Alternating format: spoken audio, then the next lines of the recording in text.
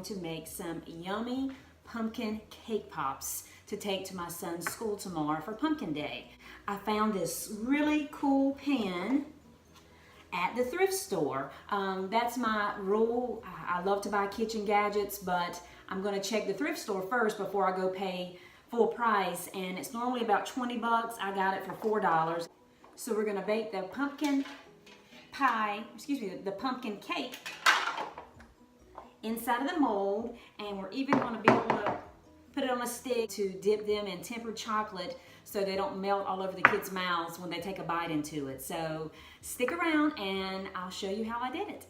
Okay, so let's get started. I've already got my oven preheated to 335, but we're gonna start with almond butter, okay? This is unsweetened, there's no salt, almond butter. So we're gonna use our handy measuring cup to measure out a half a cup of almond butter. You could use cashew butter, you can use sunflower seed butter. So we're just gonna measure out, and I mentioned in my last video, and it was a recipe I took to my son's school for the apple pie muffins, that I like using the almond butter, cashew butter, instead of the almond flour, because you get a much better consistency. And to me, it really reminds me of, you know, a gluten muffin or cupcake. And sometimes with the almond flour, the texture can be altered. So I really want these kids to enjoy these cake pops, so I'm going to use the almond butter. Measure it out.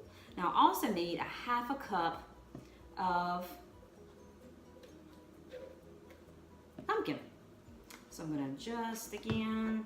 These are really cool. Got it from Pampered Chef probably 10 years ago. There's a liquid measuring side here, and then there's a solids here, so perfect for mayonnaise, peanut butter, pumpkin, and you don't have to worry about trying to scrape it out of your measuring container.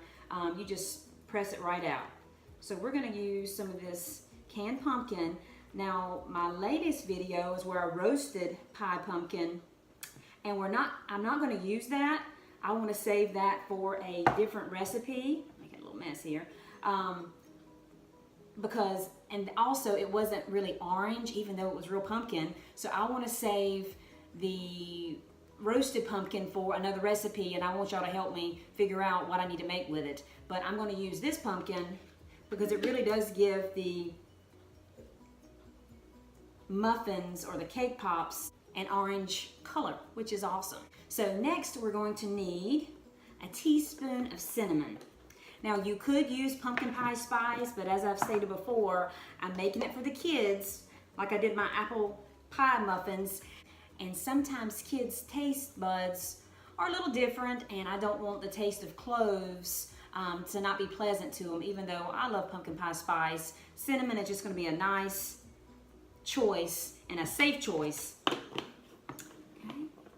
So next we're going to put some baking soda. I'm actually using baking soda and baking powder in this recipe, and I'm going for a half teaspoon because I want to make sure that they rise, because if they don't rise and fill up the entire mold, they're not going to look too good. So I want to just give it a little extra leavening here. Okay. So I'm going to add the magic vinegar for my baking soda in just a half a teaspoon. Oh, and the bubbles. I love to see the bubbles. I love it when the kids get to watch me bake and they see the bubbles. Okay, so we need some salt. This almond butter doesn't have salt, so be sure to check to see if yours does. If it does have salt already, do not add extra salt. It will be too salty. But of course, you need a little salt to enhance the sweetness in most recipes. And I'm also going to use stevia. Okay, if y'all been following me for a while, you know that I like stevia. I do use small amounts of other sweeteners, but I want to make these low carb and taste good. And so I'm going to use about a heaping teaspoon of Stevia Select Stevia. You could use a different brand. You can use another sweetener. If you use another sweetener, you may have to cook it a little longer. I found out if I used sugar or another sugar substitute that people don't realize that sugar is a liquid.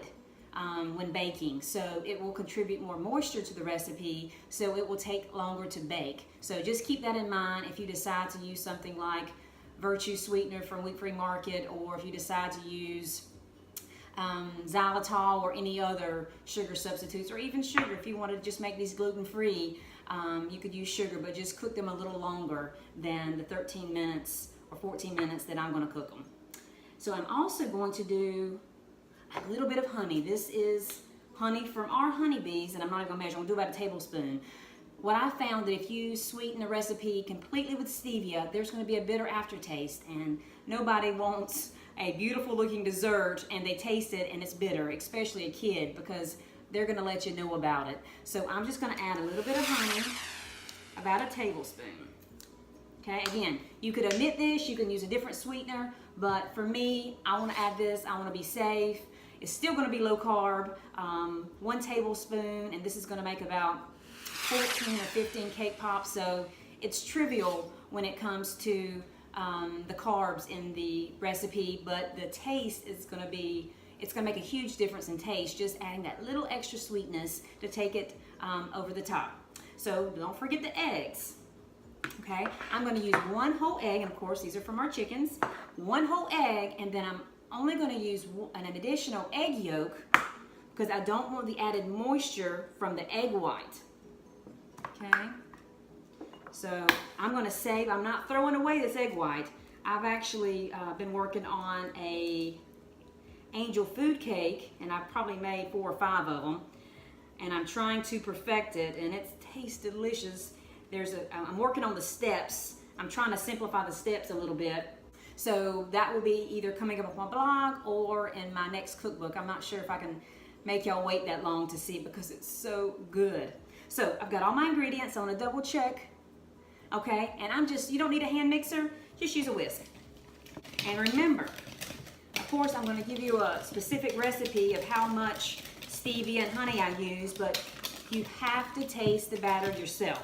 And remember, when you're cooking with stevia, some of the sweetness cooks out. So something that I've done before when I've cooked for the farmer's market or cooking for other people, and I wanted to know what the final product would taste like, I would just take a little bit of the batter, put it in the microwave on a muffin, in a little muffin liner, and cook it for 15 seconds and taste it, and that will give me, that will let me know what it will taste like when it's done. So if you're unsure and you're worried about it's not going to be sweet enough at the end, just pops it in the microwave. If you don't have a microwave, you could just put some on a frying pan, and like you would a small pancake, cook it, taste it, and if you need to adjust the sweetness, add a little more before you put all your cake pops in the oven, because you would hate to get them all out of the oven and you taste them and they're not sweet enough. So, just show you real quick. So, easy batter, simple. I mean, this is so good. So I am going to taste, and I think that's good. The cake pops are going to be a lot of fun. And if I can temper the chocolate, which is something I'm just learning about, which is what you need to do so it won't melt at room temperature, that's going to be really cool to have these dipped in the chocolate. So they're really going to think they're getting a yummy cake pop. So I'm going to take my measurement, my scoop, and this is a tablespoon measurement. And what I found, let's get these out of the way.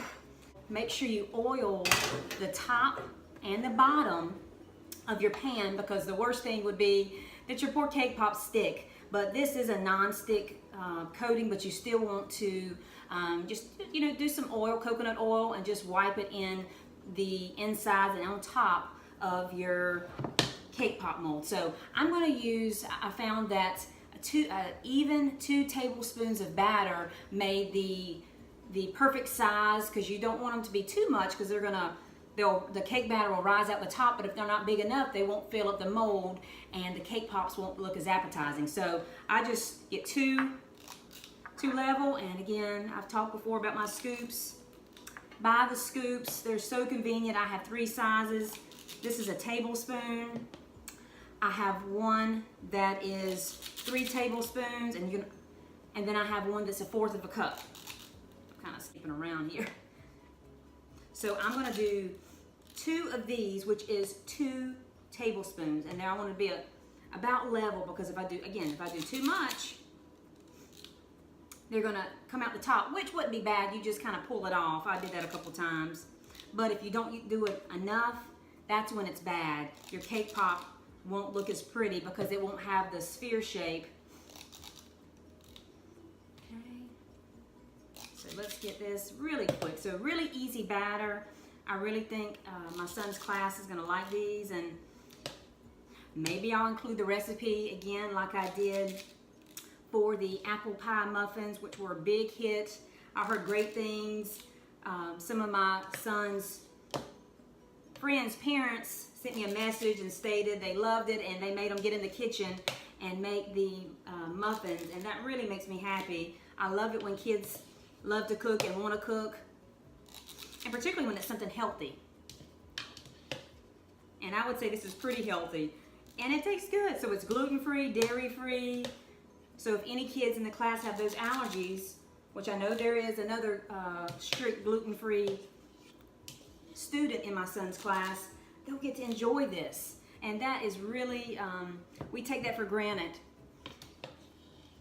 when, you know, some people just avoid gluten because we know it's better for us, but some kids, celiac kids or other severe allergies, they can't have it. I mean, it will make them sick. So when their parents know that their kids can have a yummy treat and get to enjoy things with their classmates, that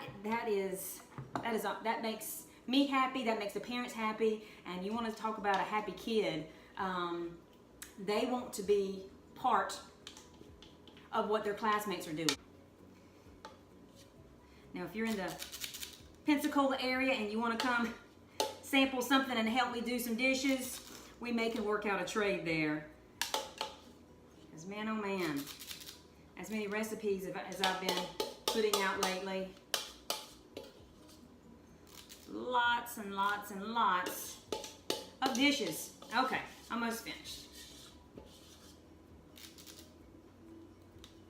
Okay, so for this, so this is made for 8, 9, 11, 12, about 13 cake pops. So all you do is you put the lid over, and it comes with this really neat, where's my little, these little rubber attachments and pieces, and that just keeps them connected so they don't shift when you're putting it into the oven. So I'm gonna bake these for about 15 or 16 minutes, and when I open the oven, I'll see that they have, some of it, the batter will have risen up, but that also gives me an indicator if they're ready. But I think that about 15, 16 minutes at the 335 really produced a great texture. It didn't over dry them or overcook them, which would dry them out, and they were done in the middle. So I'll be back in about 15 or 16 minutes with the finished result.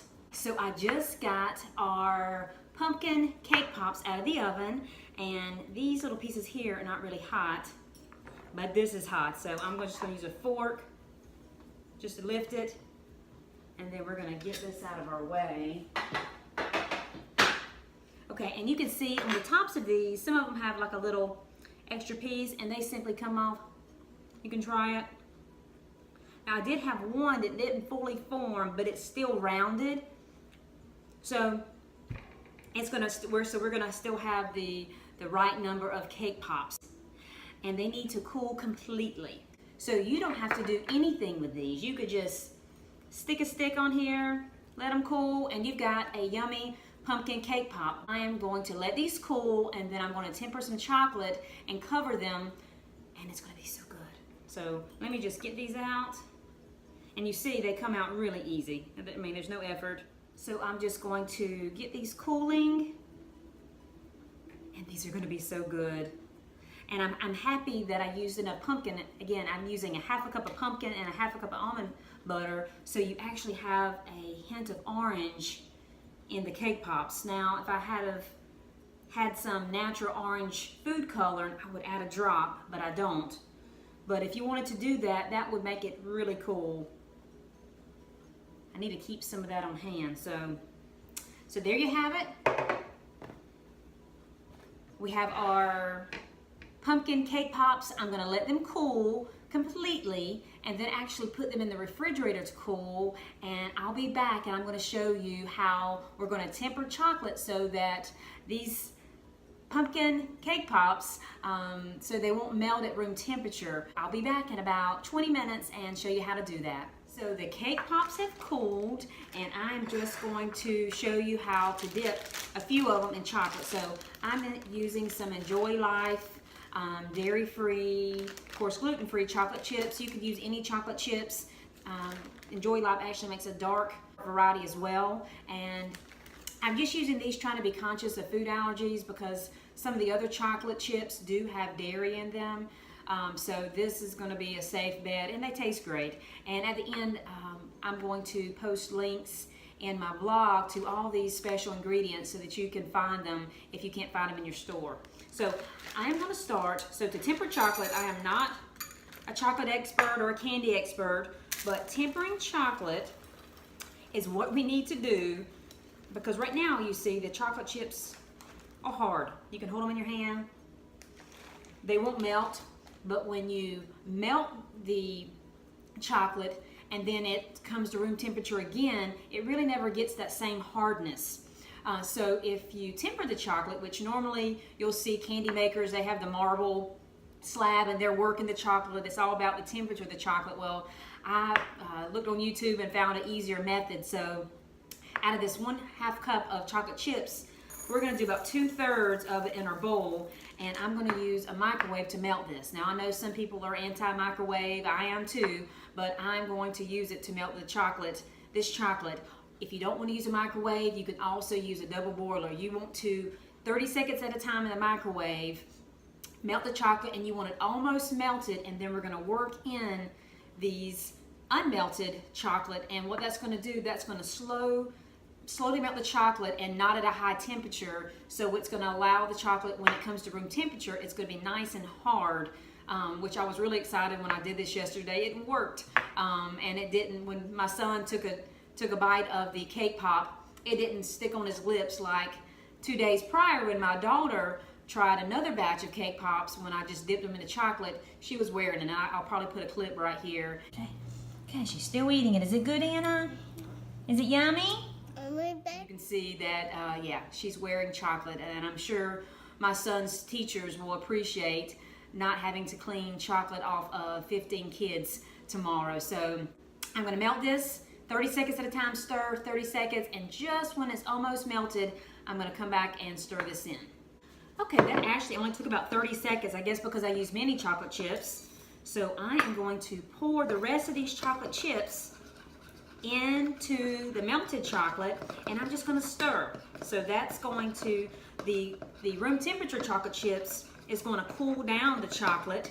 They're going to melt, and it's just going to be the perfect temperature or tempered chocolate. And we're going to cross our fingers and hope it works. Okay, I'm just going to keep stirring. And the glass bowl is going to hold some heat as well, but it's not going to get too hot.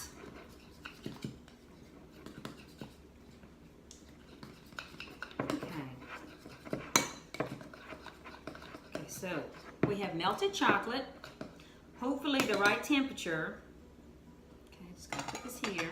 So we're going to take our little sticks. Oh, it actually suggests that you stick a little chocolate on it. Actually kind of acts like glue.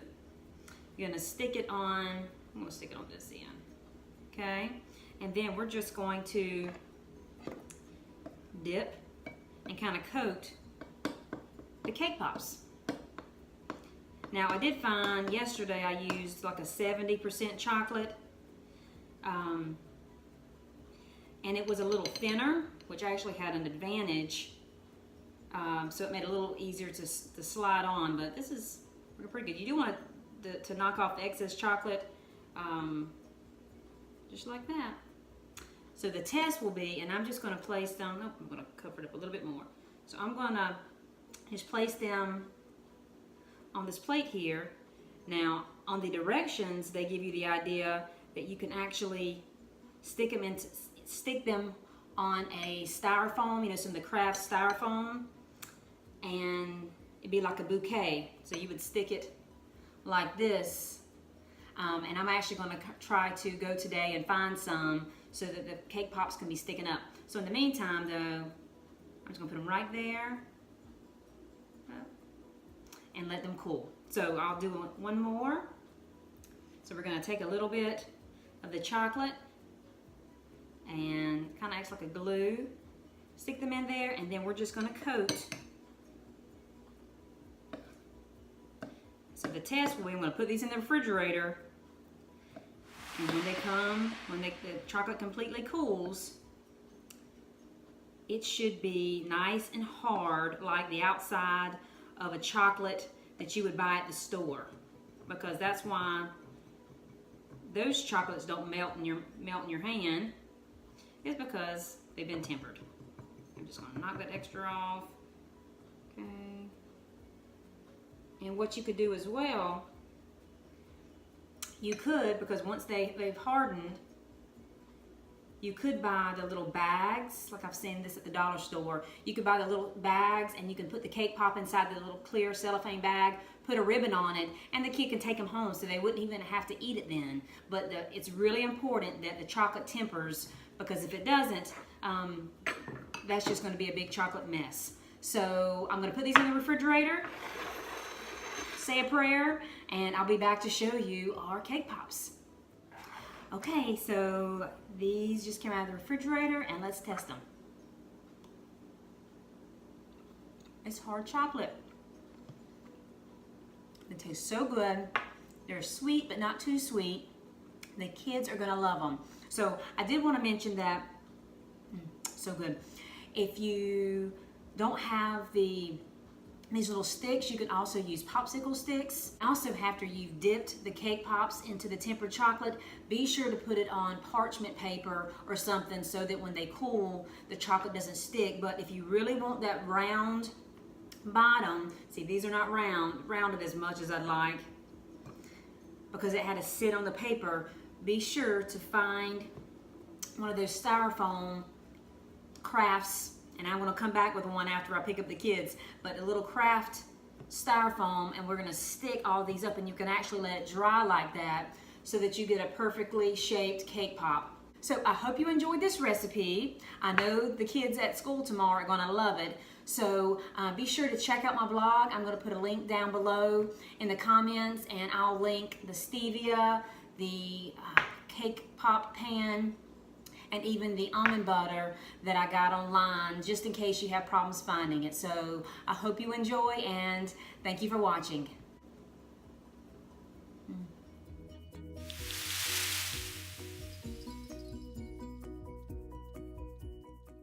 Okay, I was kind of in a hurry yesterday trying to finish the pumpkin cake pops because the kids were starting to get noisy. So I wanted to come back and give you some tips that I learned after dipping all the pumpkin cake pops. So first tip, you can buy the pan that I have, and I posted a link on my blog for that pan, or they even make the electric cake pop makers. Looks like a waffle maker, except you make maybe 4 or 5 or 6 cake pops at the same time. Probably takes 3 or 4 minutes, so that's an option. Or you can even use a mini muffin pan, and they may not look like cake pops, but they'll be small and they'll still be good.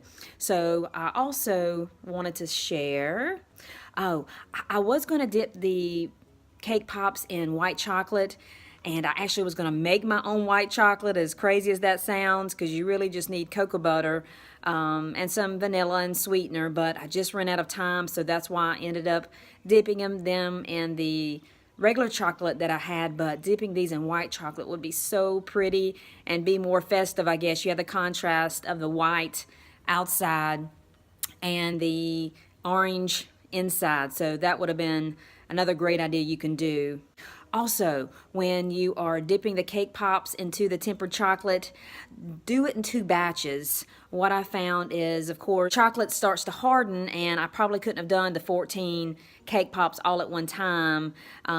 So do the half of the cake pops first, and then do your next batch of chocolate, and then dip those. And be sure when you are, if you want to make them pretty, you know, the pretty cake pops, that don't have any flat on the bottom, you're going to need this styrofoam. And I got it for $1 at the Dollar Tree. So maybe get 2 or 3 pieces so that you'll have enough to do all the cake pops.